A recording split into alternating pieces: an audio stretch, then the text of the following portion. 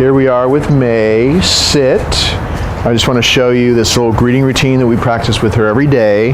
As you can see, I had her sit, I stepped away, handed the treat to the person that I'm introducing her to, and she has to stay in a sit state till I come back next to her. And she's going to be on my left, and with my right hand I'm going to pat her chest and say, make sure that you make sure she waits. See how she anticipated it and she didn't wait till I patted her chest? Make sure she really waits. No, that she doesn't touch your hand. Go. And then come. Good. If you do it in the way you just saw me do it, she'll get better and calmer. Sit as time goes on, because you really make her do it right. If she pops up like that, you say no. You do a little circle like this. Gently but firmly, just pull up with a little bit of pressure. Her butt will go back. She waits till I walk back next to her. Make sure she really waits, because she has to calm herself down in order to be non-anticipatory, and really wait for me to go. Pat her chest and say go.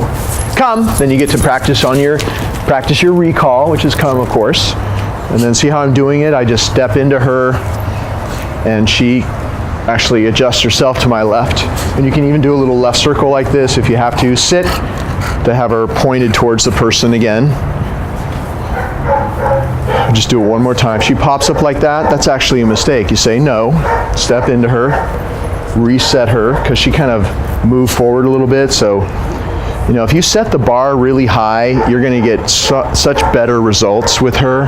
She's going to be calmer, more focused, less reactive when she's just on free time. Nope. And of course, I'm usually not talking a lot when I'm doing this with her, so this makes it extra hard for her, but it's good. You want her to really be calm and play this game the right way, because the benefits are that it stabilizes her and makes her calmer just overall.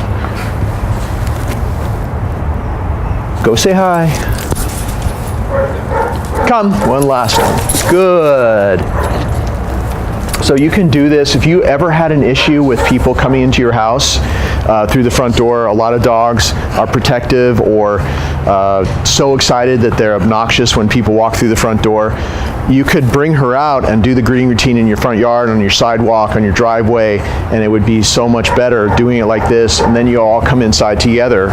So that's one way to use this greeting routine. It's so much better if you do it in a more neutral spot where she's not used to meeting people, so that you can create a new perception of what it means to meet somebody. As you can see, she's very respectful. She didn't jump on her. She came back as soon as I called her. It's a great little routine to do with her to teach her respect for people as well. And you can do this with your family. Just switch places. One person is here, the other person's there, and then vice versa. And it's a great exercise. You got the sit stay, you got the go over, you got come, you got it's a lot of things in one exercise. So this is a good thing to do as much as possible. Okay. Say, of course, every dog should have that. Turn on these lights here. And when you're rewarding her, it's really important that you do it exactly like this. You're holding the little treat. You put it on the mat. Good. See, she even kind of backed away a little bit until I placed it there and withdrew, and then she took it. It's really important that you make sure that she does that, because if she's trying to take it away from you or grabbing it out of your hand or whatever, that's reactive behavior. It means that she's not focused, she's not thinking, and even though she's in a downstay, you'll have little or no effect from doing this exercise unless you pay attention to the details. It's how you reward her that matters. It's how you deliver the reward and how she accepts it that matters. So, see how I'm doing it? See how she's really waiting? And I don't know why she's being so good. She's backing away. Good. She knows she has to wait. It's always been a challenge with her in particular to actually stay. Like, she likes to crawl around. She may lift up on one elbow. She's getting way better as we practice. Now she pretty much stays there the whole time. And as you continue to practice, good, she'll get better and better. So once you've done the basic stuff like that, you can drop the leash and maybe walk farther away and walk around her. Always coming back in front to reward her. No matter where you go, what you do, you always reward in the same way. Come back in front of her, stand over her, make sure she waits. Good. You put it on the mat, and she takes it off the mat. So now I'm going to do some harder things. I'm going to go way in the back of the house, past the camera, way in the back to the back door, come all the way back, and she needs to wait till I come back. She knows this game very well. It takes a lot of focus for her to do this. She waits till I put the treat there. Good, she gets the treat. So that was pretty easy for her to do. Now I'm going to go in the back of the house, close this door behind me, and knock on the door. If you're ever going to do something that you think might be hard for her to do, it's okay, before you do it, it's okay if you remind her what to keep doing. So before I go back there, I'm going to say, down. I'm going to go back here. Door. Oh, good.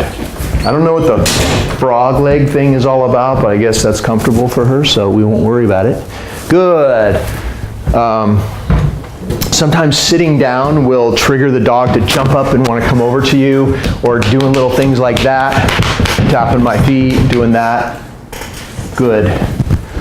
She does want to come over, but she knows that she doesn't leave that downstay unless I release her a certain way.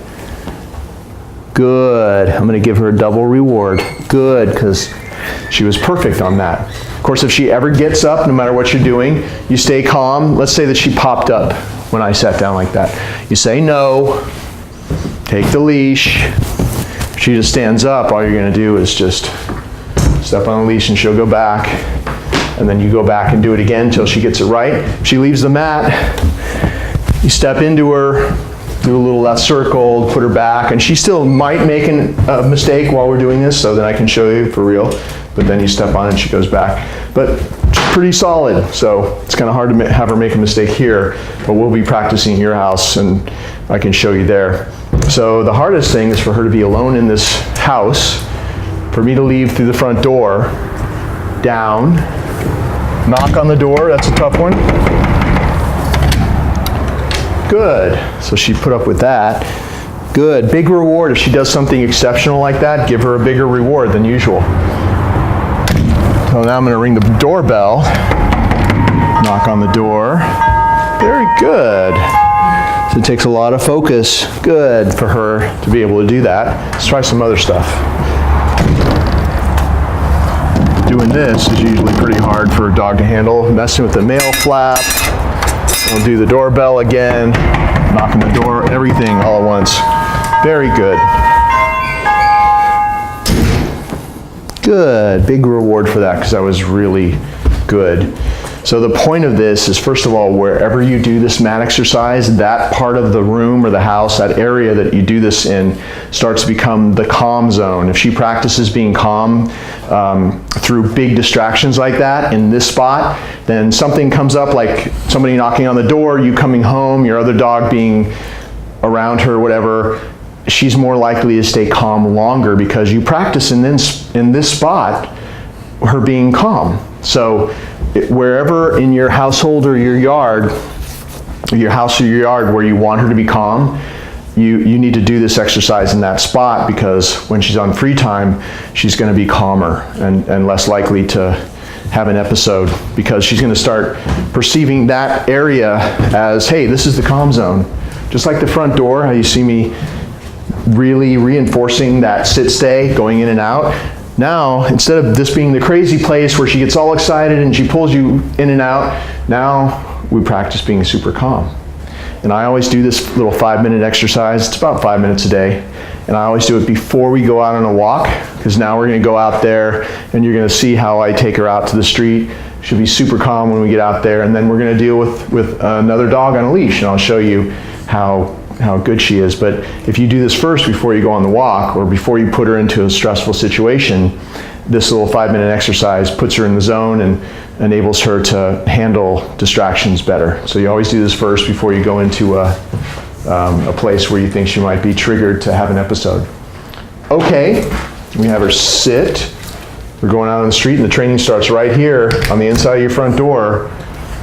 No pulling you out, doing that little exercise where you step out first. You're accentuating the fact that you own this boundary, and she needs to respect that. It's not her boundary, it's yours. She waits till you come back, see if she stands up like that. No. There's no jerking, popping, there's no rough stuff. It's just gentle but firm. I put her back, and I have to do it again because she blew it. But now she's going to do it the right way, in which case we get to move forward. Okay. And if she even tries to pull you a little bit through, really slow yourself down. You can do these little prompts. It's kind of like tapping the brakes. Of course, you have to do a little left turn to close the front door, and that's the way that we finish that mat exercise and we start the walk. Okay, sit. All right, so we are taking a walk with May now, and I'm having her sit. Okay, at all these gates on the way out, sit. And I do this on the way out to the street because if you start her training on the inside of the front door, the second you put that leash on her, then by the time she gets out on the street, she's nice and calm and she's much easier to handle. So the last thing you want to do is let her pull you out onto the street because she'll already be out in, she'll be in overexcitement mode, and it'll be really hard when she sees another dog or something. So you see what I did? I'll do it again. She's sitting, I step out, she waits till I come back next to her. I say, okay. She walks through slowly without pulling. See how I'm not restraining her? And in this case, I'm going to do a little left turn. Whenever you have to close a gate or a doorway or something, you do a little left turn into her. Close whatever you have to close. Sit at the curb. The curb's super important. It's a pretty major boundary. And if you did this every time you took her for a walk at every curb, she would be way less likely to ever cross into the street unless she was walking next to you, because that's the pattern that you set up. See, I did a little walk around sit stay. She should get a reward for that because that's really hard to do. Good. Straight down. No. See how she got up? You need to set the bar really high. So if she pops up before you release her, you say no and you put her back. And then we're about to deal with another dog in the street, but she's going to be nice and calm and easy to handle when she sees the other dog because of the way I started doing the training in there and the 2 minutes I took to make sure she was in the right mode from there here, so that she's in the zone and I can handle her when a distraction shows up. Okay.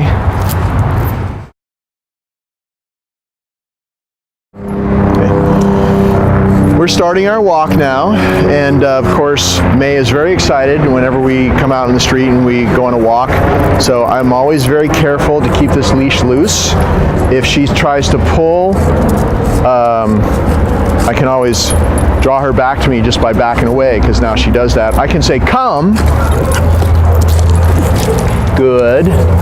And keep drawing her back to me. Let's say she sees something or somebody that distracts her and she wants to pull towards it. See what I'm doing? It's just a simple little prompt, and she reacts so well to it. You're not going to have to use any force, but you do have to be really careful that this leash is never tight. So there's none of this ever again. There's none of this. There's no letting her pull you. It's just about handling the leash a different way. It's all up to you. And if you're doing the recalls and all the other training that I showed you, all you have to do is back away and she really follows you wherever you want to go. Good, she didn't see that dog. We're having a dog pop out in front of her to show you what she's like now with dogs on the street and how I handle her and how quickly she's able to be controlled. So do me a favor and go back and hide and come out when we're there, okay? So this truck is blocking May's vision, so she didn't see that. So now we're going to go out and we're going to start our walk, and we're just going to walk down the street. She's on free mode right now. She's not in training mode. She can do whatever she wants. Now the dog pops out. Come. Good. I don't know if she had issues with dogs on the street. I thought that she did. Come. But see what I'm doing? As soon as I see the dog, good. And if this is just a regular situation, I would just go around. Like I'd go, get out of the way. But just to show you more, we're just going to kind of stay here. I'm going to call her back a few more times. Come! See, she even tried to go over there. When I called her to come, she came running back. You see how I'm doing it just like in the recall clip of the video where we show you how to do it. It's a right hand target. It's a fist. She comes to it. Her nose touches it. Good. She gets it. Keep filming, okay? Wait till this car passes by. Come! And give, Lisa, give her more length of the leash and kind of walk around a little bit, get her to move around a little bit more. There, like that. Come. Good. So, you know, this is a dog that surprised us. See how she stares? Come. If she doesn't respond, she didn't respond immediately to my recall. What did I do? Little signal, that's all it took. Just like, hello, I just called you. She turned around, she saw my target.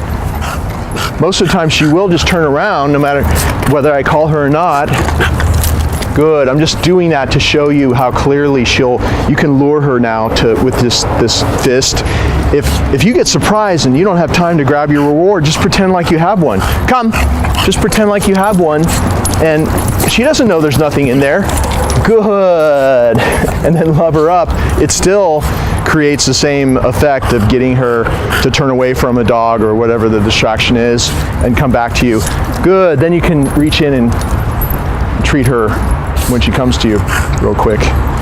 So here's her reaction to a dog on the street. Just wanted to show you that. There's a truck behind you, so keep filming though, okay? Just a little bit longer. Come here. And you just notice how May is only paying attention to me, and it's because this is what we do every day. We practice, and she's been here over 3 weeks now, and we've done this every day, as well as all the other training. And this is how they start to act once you do the same things every day consistently. You handle her the same way on a loose leash. Come.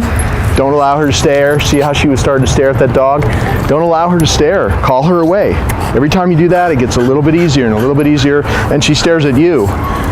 Good. Instead, if she's just in the presence of another dog, just looking up lovingly at you like that, then you want to reward that. Good girl.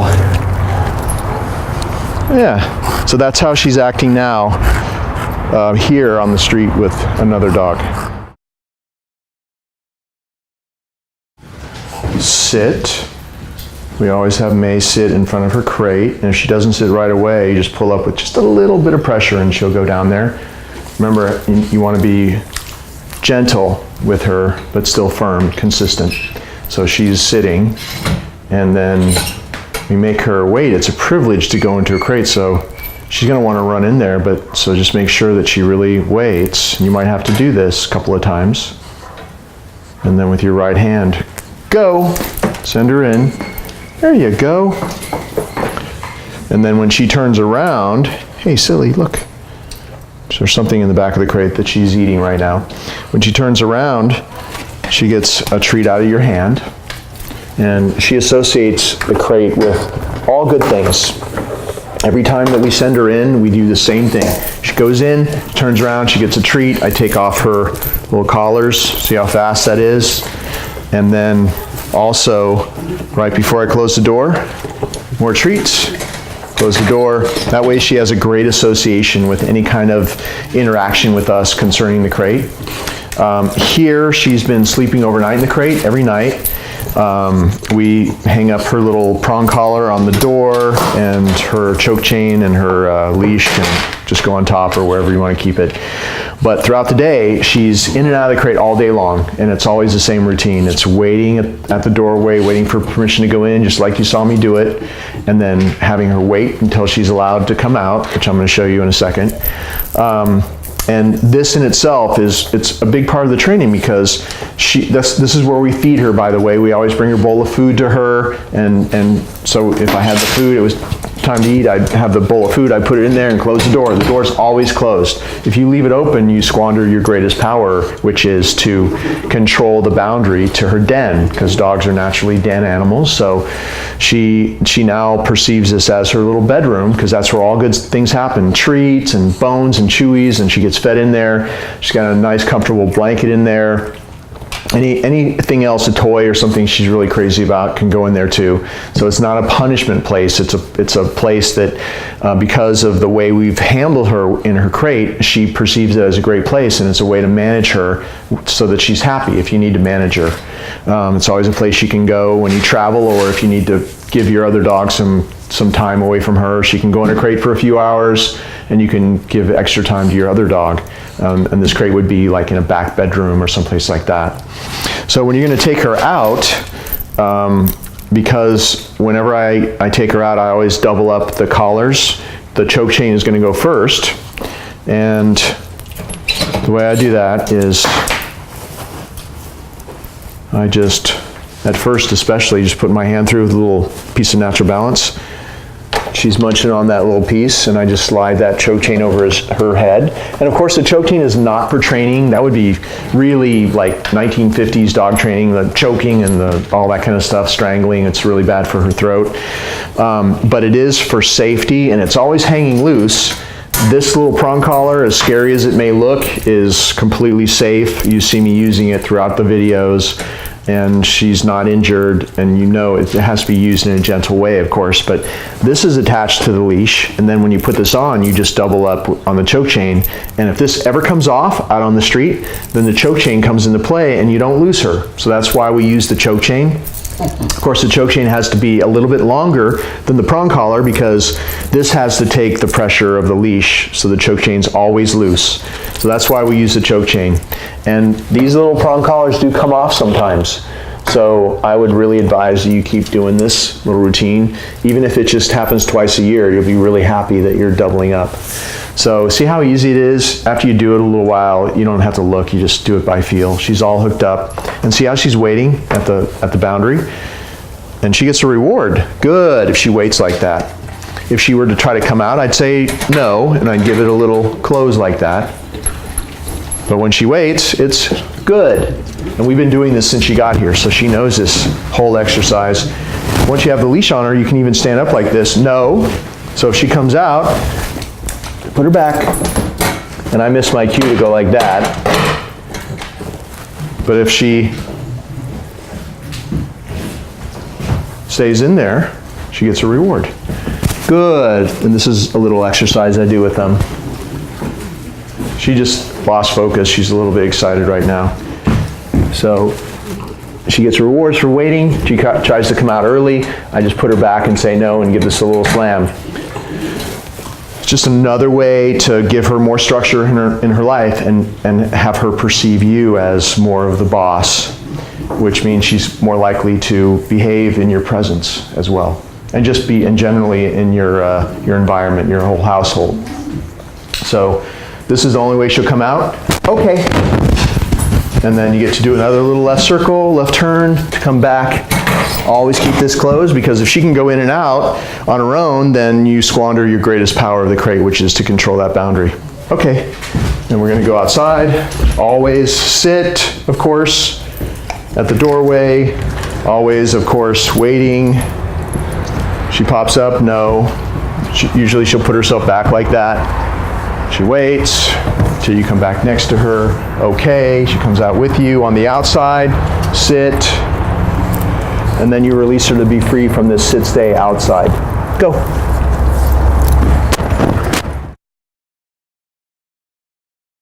Good. I just want to show you that May can do her commands out in public where there's a lot going on, a lot of noise, people everywhere.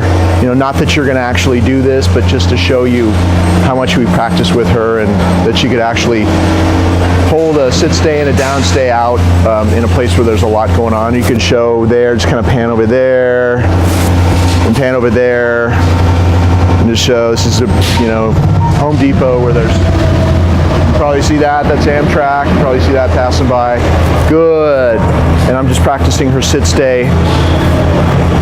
The same as the sit-stay you saw on the other video, the other clip, where we taught you how to handle her, but now this is a sit-stay in real life.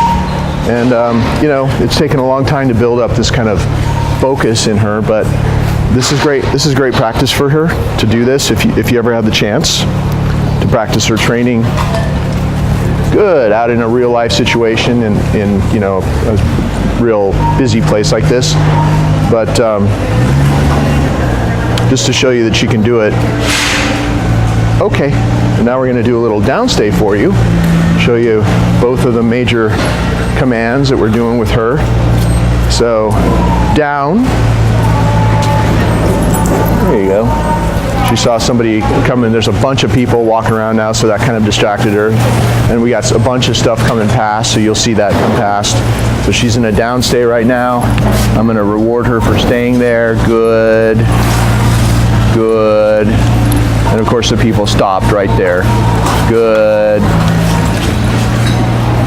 Good. Notice I'm not holding her down. I'm not stepping on the leash. Or did you want to come out? Okay.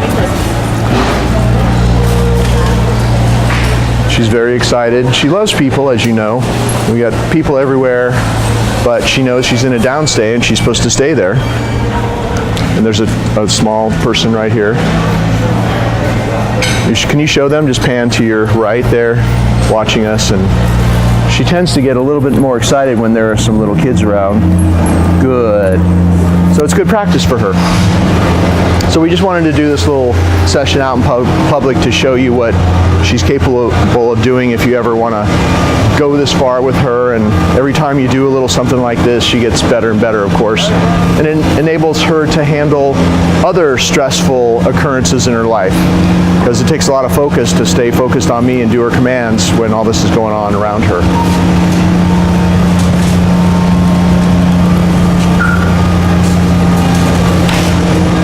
No. Okay. Good.